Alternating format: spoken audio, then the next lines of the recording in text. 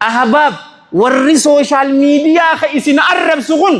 isin hin beeku bar nama isin hin beeyneef akkami aartan gurbaan tokko dhufe afuuftuu yeroo siin jedhu nam beeku bar gurbaan kun ganda kiyyaa miti bizinasa wajjin hojjedhu madarsaa wajjin qaraane haasidni fuula gurraachaa na arseedhaaf akkamittiin lubbuuti jedhamamsiisa boon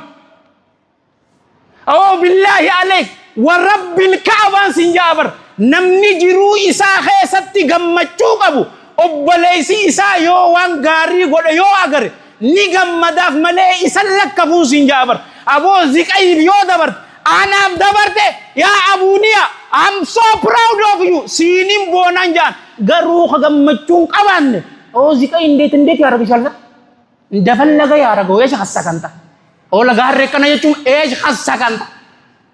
unnoti wallahi qalbiin na cabe mataan na dhukkuba kale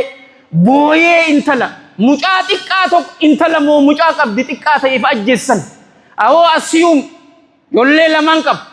amata afurii fi baatii sadii amal lamaa fi baatii sadii rabbiin itti fadhee yoo haati duuteen je awoo ni agartaa boo jaalala haadhaatirraa ijoolleen san haram taatee ba abiibii kiyya an disipiliinan murannoodhaan jayina akka ta'anittiin isaan guddisa warriors garuu istiil qaaboo bakka haadhaa yohoona qadaadaa kaftanachaa billaahi aleek haadha safaa xaaseetee boo jaalala isii billaahi aleek aboo dipireeshina keessaa nama baasti baraati gadda ajaa yaa ilma kee aanaa si cinaa jira hin dadhabduu yoo jette barra wallaahi gaara kanaan fuudhee deeman sin jaad nama isin hin beene koomantii barakaan qabne histiidhaan ta guutamteef abada yookaanuni sabbulook maaragaa ichaalamde cufaatuu godhuu hin dandeessu yoonummaan wantuma tiyyaahu irraa kuchiisee irraa dhiisee nagee harkadde oomade